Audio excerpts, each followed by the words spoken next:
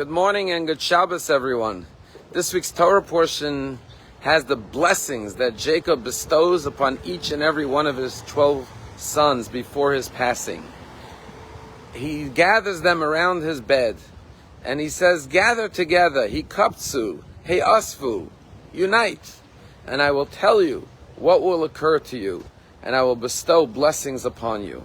And then he goes from one child to the next, Reuven, and he begins to bless Reuven, and then Shimon, and he addresses every one of his 12 children and bestows beautiful blessings upon them, including sometimes words of instruction of how to improve themselves based on some of their weaknesses and failings. And the question is, if you were to bless all of your children, either you would gather them together and give them one big blessing. I bless you to be successful, be happy, be fulfilled, find contentment in life, and give them all the blessings as a unified group. Or if you have something specific to say to each child individually, you would call them in one at a time and speak to each one individually. But Jacob gathers them all together. He even emphasizes gather together, and then he begins to address each one individually. Why does he gather them together if he intends to speak to each one as an individual? And the answer is very beautiful. The answer is that every human being, every person has their blessings in life. Everyone has their God-given strengths and abilities and talents and resources and gifts that God has given them. And the first responsibility we all have is to utilize them, to maximize them. Because if not, we're selling ourselves short. Imagine you have a house that's worth $1 million. But you don't recognize that it's worth $1 million, so you put it on the market for $300,000. And then someone tells you, that was worth $1 million, but you already sold it for $300,000. You feel terrible. You cheated yourself out of the full worth of your house. Now imagine if that's with a house. How about your own self? If you under-evaluate your own strengths, if you underutilize them, you're selling yourself short. And there could be no greater sin than not recognizing or realizing your full potential that God has given you. But then there's the second dimension, and that is that now that God has given you abilities and talents and gifts, you have to not only realize that potential for yourself, but you have to ask yourself, how can I use what God has given me for the greater good?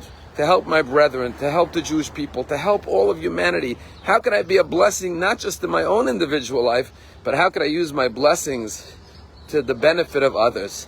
And therefore, although Jacob is blessing each child individually, he says, gather together, unify. Because unity doesn't mean uniformity. It doesn't mean we're all the same. On the contrary, we're all different. But because we're all different, we have something we can contribute, each and every one of us, to everyone else. And therefore he gives them their individual blessings in the presence of everyone to show that your blessings have to overflow and reach one another. While we watch what's going on in Israel, there are many different organizations that are volunteering, and one of them is called Zaka. Zaka has the very grim, difficult job of collecting all the remains for Jewish burial. And it's a very difficult, painful job, and during this crisis it's never been harder for them, what they have seen and experienced.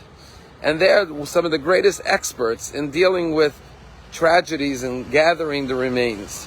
And I remember that in 2010, when there was the terrible number 7 earthquake in Haiti that destroyed so many buildings and took so many lives, there was a team of Zaka volunteers who flew from Israel, as Israel always goes worldwide to help others, to help with the search and rescue mission, and to help with collecting the remains of those who died in the rubble.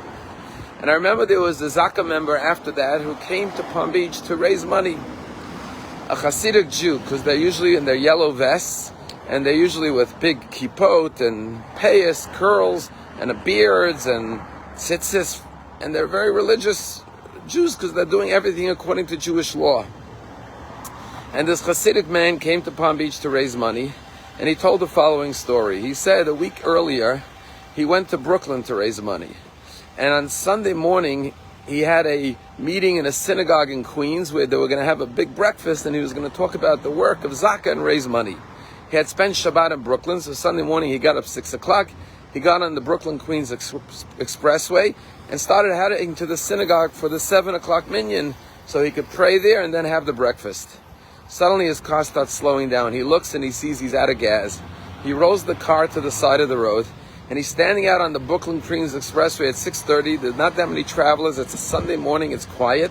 And he has no gas, and he's from Israel, and he doesn't know what to do. And he's thinking, there are people waiting for me. There's a big breakfast. What am I going to do? Suddenly a car pulls over, and a black man, African-American man, comes out and says, I see you're stuck. Can I help you? He tells him, yeah, I ran out of gas. I don't know what to do. The guy said, I'll go get you gas. I'll be back in 20 minutes. Sure enough, he heads out, returns later with a container filled with gas, fills them up, and starts the car up. The Hasidic Jew says to this African-American man, thank you so much. It's so kind of you to stop. I can't thank you enough. And this African-American man says, no, you guys are great. I wanted to thank you. You deserve it. You're so wonderful. He says, what do you mean? He says, well, I'm from Haiti. And he says, I've been watching the TV for the past weeks. I have relatives who died in the earthquake, and I'm watching the tragedy unfold there. And then I saw these people like you, religious-looking Hasidic Jews, and you're going and saving lives through the rubble. So when I saw you, I said, I got to help this guy. And the Hasidic Jew says, wait 1 minute. He goes into his car, he takes out his bag, he pulls out an album full of photos that he was taking with him to the breakfast to show people the work of Zaka. And he says, I'm a volunteer for Zaka. I was in Haiti saving lives as well. And he shows him photos of them working in Haiti. And this African-American man and this Hasidic Jew hugged and kissed and embraced on the side of the highway. This is the meaning of every person has their blessings. And everyone has to utilize their blessing, not just for their own success and gain and fulfillment, but more importantly, as Jacob says, gather together, unite. And if everyone uses their blessings for the benefit of others, then mankind and the Jewish people will truly be blessed. Have a good Shabbos.